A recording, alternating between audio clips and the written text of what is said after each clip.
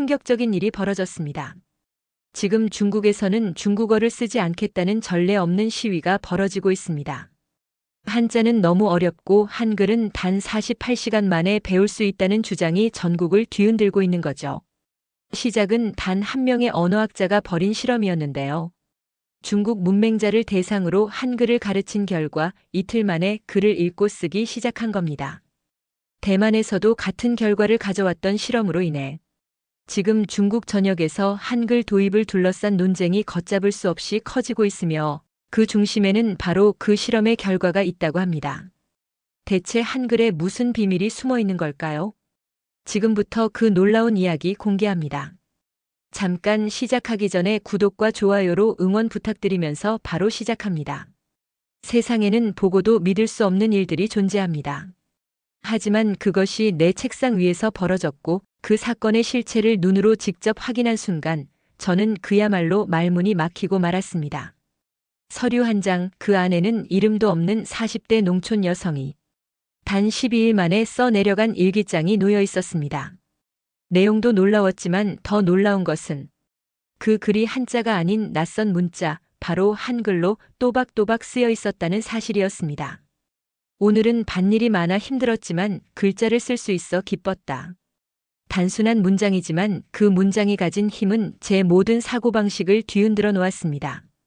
안녕하세요. 저는 리웨이입니다. 베이징 언어대학을 졸업하고 현재는 중국 교육부 산하 문해력 향상 특별위원회에서 언어정책 전문가로 일하고 있습니다. 지난 15년간 저는 농촌과 소수민족 지역의 문해력 문제를 다뤄왔고 수없이 많은 문해 교육 프로그램을 설계하고 집행하며 현장의 목소리를 들어왔습니다. 그런데도 상황은 크게 바뀌지 않았습니다. 통계상으로만 보면 현재 중국에는 약 1억 명 이상의 성인 문맹자가 존재합니다. 이 중 절반 이상이 50세 이상 고령층이며 특히 내몽골 자치구와 티베트 등 소수민족 지역에서는 그 수치가 더 심각합니다. 그리고 저희가 그들에게 제공할 수 있는 유일한 수단은 복잡한 한자 교육이었습니다. 한자는 물론 동아시아 문화의 핵심이고 오랜 역사 속에서 다듬어진 문자입니다. 그러나 동시에 그것은 매우 높은 진입 장벽을 가진 문자이기도 합니다. 평균적으로 한 명의 성인이 800자 정도를 자유롭게 읽고 쓰기까지 걸리는 시간은 최소 8개월에서 1년. 그나마 포기하지 않을 때의 이야기입니다. 저희가 실행했던 여러 교육 프로그램에서 수많은 참가자들이 중도에 포기하거나 실패를 경험했고 그 패배감은 그들의 자존감을 더 깊게 무너뜨리는 결과를 낳았습니다. 그런데 어느 날 저희 연구팀의 젊은 연구원이 조심스럽게 하나의 논문을 제시했습니다. 대만에서 실시된 비공식 실험 보고서였고 내용은 실로 충격적이었습니다. 실험 대상은 성인 문맹자들이었고 이들에게 한글을 가르쳤더니 평균 2주 만에 기초 문해력을 획득했다는 결과였습니다. 실험 참가자들은 자음과 모음의 체계를 빠르게 습득했으며 단어를 조합해 문장을 이해하고 표현할 수 있게 되었습니다. 그 과정에서 한글이 가진 구조적 단순성과 체계성이 매우 큰 역할을 했다는 분석이 덧붙여져 있었죠. 처음엔 믿기 어려웠습니다. 한국의 문자라 해도 설마 한자에 비견될 수 있을까? 저는 문서에 소개된 실험 진행자와 직접 온라인 인터뷰를 요청했습니다.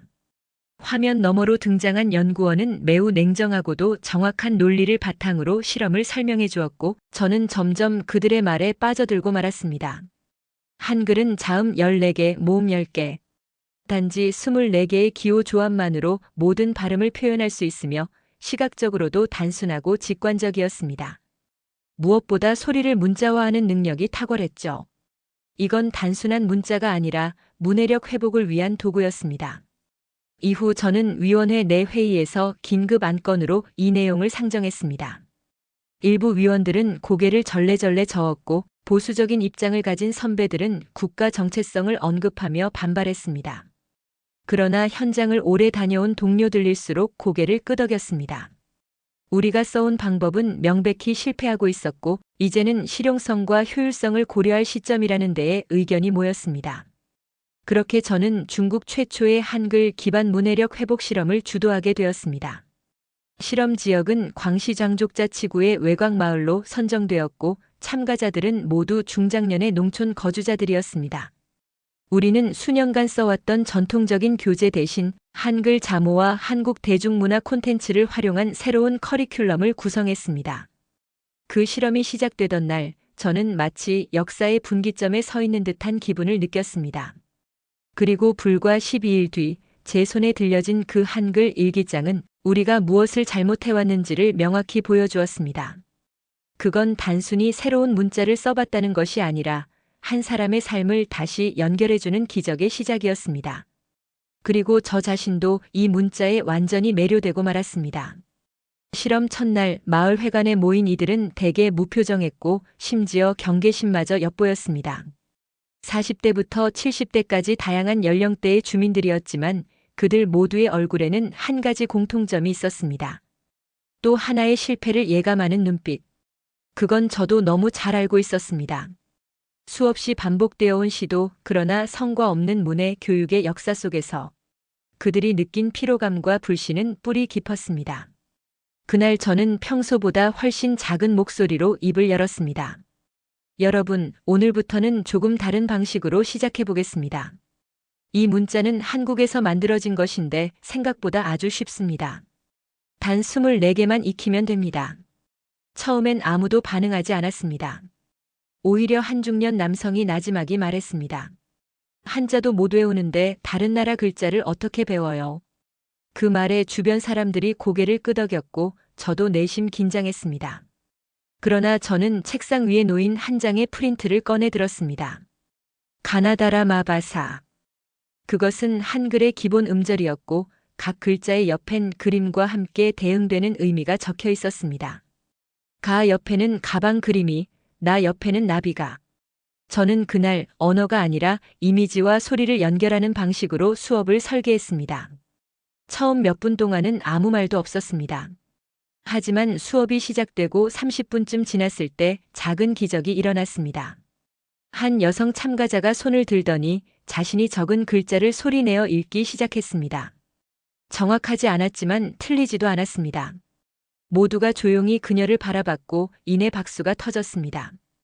그녀는 당황하면서도 웃었고 그 순간 저는 느꼈습니다. 그들의 눈빛이 달라졌다는 것을. 그것은 수동적인 청강자가 아니라 무언가를 진짜로 배우고 있다고 느끼는 사람들의 눈빛이었습니다. 저는 그때 처음으로 이 실험이 성공할 수 있다는 가능성을 확신했습니다. 교육은 매일 오전 9시부터 11시까지 진행되었고 오후엔 복습과 과제 시간이 있었습니다. 기존 문해 교육과는 완전히 달랐습니다. 저희는 한자 학습에서 느끼는 실패감을 줄이기 위해 의도적으로 잘못 쓰는 경험을 줄였고 학습자들이 눈으로 보고 입으로 말하고 손으로 써보며 자연스럽게 소리와 형태를 연결하도록 유도했습니다. 핵심은 반복이 아니라 이해였고 그걸 한글은 놀라울 정도로 잘 수행해 주었습니다. 수업 5일차가 되자 참가자 대부분이 자신의 이름을 또박또박 쓸 수 있게 되었습니다. 몇몇 참가자는 가족의 이름을 종이에 적으며 눈시울을 붉히기도 했습니다. 이 글자를 배우고 나니까 내가 처음으로 엄마가 된 느낌이에요. 그렇게 말하던 한 여성 참가자의 말은 제 가슴에 깊게 새겨졌습니다. 그녀는 아들이 군대에 입대한 지 3년이 넘었지만 한 번도 편지를 써본 적이 없었습니다. 그러나 이제는 손글씨로 잘 지내니? 밥은 챙겨 먹고 있니? 라고 쓸 수 있게 되었고 그녀는 그것만으로도 가슴이 벅차다고 말했습니다. 이 과정에서 예상치 못한 효과도 하나 있었습니다. 한글을 배우며 참가자들의 발음 인지 능력이 놀라울 정도로 향상되었습니다. 한글은 기본적으로 소리를 중심으로 구성된 문자이기에 발음을 명확히 인식하고 표현하려는 훈련이 자연스럽게 이루어졌습니다. 그 결과 일부 참가자들이 오히려 기존보다 한자 성조를 더 정확하게 이해하고 구별해내는 능력이 생겼다는 것입니다. 언어학자로서 이건 단순한 문해력을 넘어선 인지 능력의 향상이었습니다.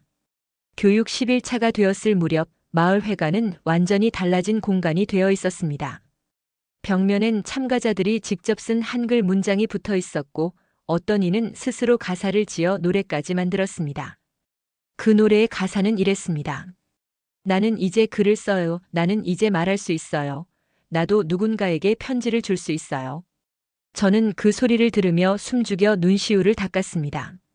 책상 뒤에 앉아 수치와 그래프만 바라보던 저에게 언어란 단순한 수단이 아니라 존재의 확인이라는 걸 새삼 깨닫게 해준 순간이었습니다. 그리고 그날 저는 처음으로 개인적인 회의록에 이렇게 적었습니다. 한글은 문자가 아니다. 이것은 삶이다. 인간이 소외되지 않도록 연결해주는 최소 단위의 달이다. 이제 위원회는 이 실험의 중간 보고서를 요구하기 시작했습니다. 그리고 저는 놀랍게도 보고서의 제목을 이렇게 붙이기로 했습니다. 소리를 쓰는 문자 한글이 중국을 다시 읽게 하다. 이 실험은 아직 끝나지 않았지만 저는 이미 알고 있었습니다. 이 여정이 우리 모두에게 어떤 변화를 가져다 줄지. 실험이 중반을 넘어설 즈음 저는 그동안의 교육적 성과에 기쁨을 느끼는 동시에 예상치 못한 외부의 시선과 마주하기 시작했습니다. 실험 자체는 성공적입니다. 참여자들은 한글을 읽고 쓸 수 있게 되었으며 어떤 이는 직접 간판을 그려 마을 거리에 걸기 시작했어요. 또한 마을 어린이들과 함께 한글로 이름 놀이를 하며 환하게 웃는 모습들이 곳곳에서 포착되었습니다. 그러나 이와 동시에 한글 문해 교육이 알려지면서 언론의 주목을 받게 되었고 일부 지역 언론에서는 의심과 비판의 목소리가 터져나오기 시작합니다. 중국인이 왜 한국 문자를 배워야 하는가라는 제목의 기사 한 편이 그 논란의 시초가 되었습니다. 기사에는 익명의 교육 관계자가 이런 교육은 문화 정체성을 해칠 수 있다는 주장을 내세우며 비판하였습니다.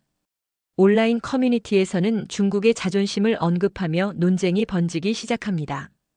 저는 처음에는 이러한 목소리를 무시하려 했습니다. 그러나 곧 이 같은 비판은 위원회 내부에도 전파되어 일부 상급자들로부터 너무 한국 중심적으로 보이지 않도록 조정해야 한다는 의견이 나오기 시작합니다. 저는 혼란스러웠습니다. 이 교육의 본질은 한글 자체의 우수성을 주장하는 것이 아니라 오랜 기간 문해력 부족으로 고통받아온 사람들에게 신속한 회복의 기회를 제공하는 것이었기 때문입니다.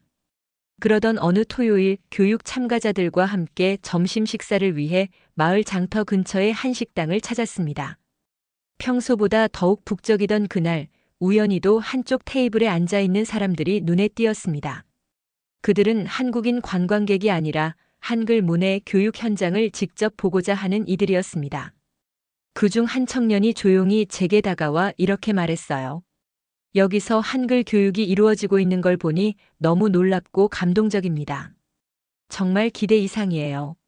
저는 순간 그의 진심 어린 말에 마음이 따뜻해지는 것을 느꼈습니다.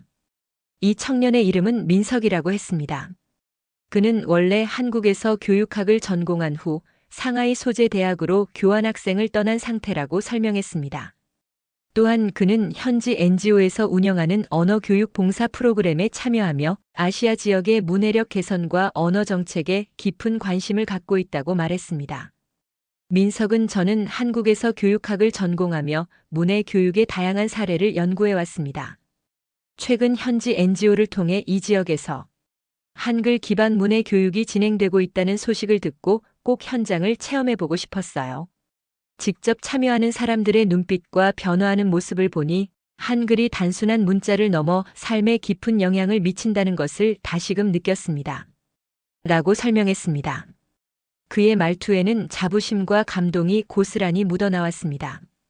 그날 점심시간 동안 민석은 참가자들과도 자연스럽게 어울렸습니다.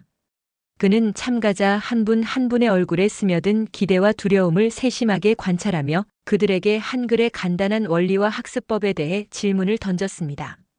한글은 자음과 모음 24개의 기호로 구성되어 있어서 배우기 쉽다고 설명하자 한 중년 여성 참가자가 이제야 우리도 글을 쓸 수 있다는 자신감이 생깁니다라고 답하며 환한 미소를 지었습니다. 그 모습을 본 민석은 고개를 끄덕이며 정말 기쁘고 감사한 일입니다. 이렇게 배움의 기회를 얻는 것이 얼마나 소중한지 다시 한번 느끼게 됩니다라고 덧붙였습니다. 식사 내내 민석은 저와 참가자들 사이에서 활발한 대화를 이끌었고 그 과정에서 한글 교육의 긍정적인 변화를 직접 체감할 수 있었습니다.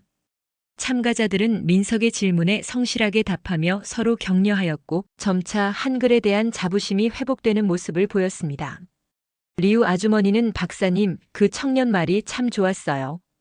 우리를 배우는 사람으로 봐줘서 진심으로 고맙습니다라고 조심스럽게 말씀해 주셨습니다. 그날 저녁 민석은 다시 한번 제게 다가와 이야기를 나누었어요. 그가 말하길 저는 오늘 이 경험을 통해 한글이 단순한 문자가 아니라 사람들에게 희망과 용기를 주는 도구라는 것을 확실히 느꼈습니다. 앞으로 한국에서 배운 것을 토대로 이 경험을 사례 연구로 정리하고 싶습니다. 많은 사람들에게 이 긍정적인 변화를 알리고 싶어요. 라며 깊은 감동을 전했습니다. 저는 흔쾌히 그의 제안을 받아들이며 민석 씨, 당신의 열정과 관심이 우리 교육 현장을 더욱 빛나게 할 것입니다라고 답하였습니다. 다음 날 아침 교육이 재개되면서 저는 칠판에 한글은 배움의 도구입니다. 누구에게나 열려있는 문자입니다. 라는 문구를 적었습니다. 그 문장을 본 참가자들은 고개를 끄덕이며 서로 격려하는 분위기를 만들어냈죠. 수업은 한층 활기차게 진행되었고 이후 참가자들은 자발적으로 학습 그룹을 조직하여 서로 도우며 글자 익히기에 몰두했습니다. 마을 사람들 사이에서도 한글에 대한 관심과 호기심이 빠르게 확산되었습니다. 이러한 작은 계기가 큰 힘으로 작용했습니다. 민석과 같은 외부 인사의 따뜻한 격려와 진심 어린 관심은 참가자들의 심리적 저항을 무너뜨리고 교육에 대한 열망을 더욱 고취시켰습니다. 왜 배워야 하냐는 질문은 이제 더 배우고 싶다는 열정으로 바뀌었으며 저는 이 변화를 직접 눈으로 확인하면서 확신하게 되었습니다. 이 실험은 더 이상 단순한 소규모 프로젝트가 아니라 하나의 문화적 다리이자 사람과 사람 사이의 신뢰와 소통을 이어주는 소중한 여정이었습니다. 마지막으로 저는 회의록에 이렇게 기록했습니다. 한글은 단순히 한 나라의 상징이 아니라 누군가의 가능성을 열어주는 소중한 도구입니다. 오늘 우리는 함께 그 문을 열었습니다. 저는 이 기록을 보며 앞으로도 한글이 가져올 무한한 가능성과 그로 인한 긍정적 변화를 기대하게 되었습니다. 실험 종료일이 다가올수록 마을의 분위기는 점점 더 활기를 띠기 시작했습니다. 오전 수업이 끝나기도 전에 회관 앞에는 사람들이 먼저 나와 기다리고 있었고 종종 교육을 받지 않던 마을 주민들까지 구경을 온다며 슬그머니 들어와 뒷자리에 앉는 일이 반복되었어요. 참가자들은 글자만 배운 것이 아니었습니다. 그들은 자신을 다시 믿는 법을 배웠고 세상과 단절되어 있던 관계를 복원하고 있었어요. 수업 마지막 날 우리는 특별한 시간을 마련했습니다. 각자 한글로 적은 편지를 낭독하는 자리였고요. 참가자들은 자신이 가장 쓰고 싶었던 사람에게 쓴 편지를 한 명씩 읽어나가기 시작했습니다. 사랑하는 딸에게. 이젠 엄마도 글자를 알아요. 내가 너에게 편지를 쓸 수 있다는 게 이렇게 행복한 일인지 몰랐단다. 누군가는 울었고 누군가는 떨리는 목소리로 끝까지 문장을 이어갔습니다. 저는 자리에 앉아 이 광경을 지켜보며 그동안의 모든 고민과 갈등, 두려움들이 허무하게 느껴졌습니다. 이 프로젝트를 시작할 당시만 해도 저는 단지 하나의 가능성을 실험해 보려는 과학자였습니다. 교육수단의 효율성을 검증하고 싶었고 문자 체계가 문해력 회복에 어떤 영향을 미치는지 직접 확인하고 싶었어요. 하지만 지금의 저는 더 이상 실험자나 관리자라는 자리에 머물 수 없게 되었습니다. 저는 인간이 변하는 과정을, 그것도 글자를 통해 변화하는 과정을 목격했고 그 안에서 자신을 회복해가는 사람들의 생생한 감정을 가슴으로 받아들이게 되었기 때문입니다. 참가자 중에는 수업 초기 내내 침묵하던 70대 남성도 있었어요. 그는 한마디도 하지 않고 수업에만 참여하다가 마지막 날 갑자기 손을 들었습니다. 나는 오늘 내 이름을 쓸 수 있게 됐어. 내가 누군지 세상에 말할 수 있다는 느낌이 이렇게 기쁜 건지 처음 알았어. 그의 말에 모두가 숨을 죽였고 이내 박수와 눈물이 함께 터졌습니다. 문해력은 단지 기능적인 능력이 아니라 존재의 증명이자 인간의 존엄을 지켜주는 마지막 줄이라는 것을 그가 직접 증명해준 셈이었습니다. 실험 결과는 수치로도 분명했습니다. 전체 참가자 중 87%가 기본적인 한글 독해 능력을 습득했고 그중 절반 이상이 일상적 문장을 자유롭게 읽고 쓸 수 있게 되었어요. 그들이 새로 습득한 것은 단지 글자가 아니라 나도 할 수 있다는 자신감이었습니다. 저는 그들의 눈빛 속에서 확신을 얻었어요.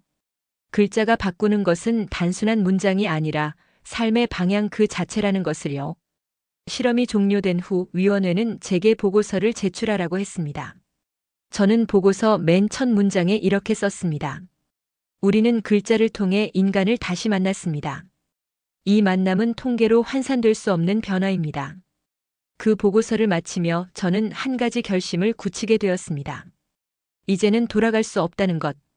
저는 더 이상 이 현장을 연구 대상으로만 볼 수 없게 되었고, 앞으로 이 실험을 확장하고 체계화하는데 제 모든 역량을 쏟기로 마음먹었어요.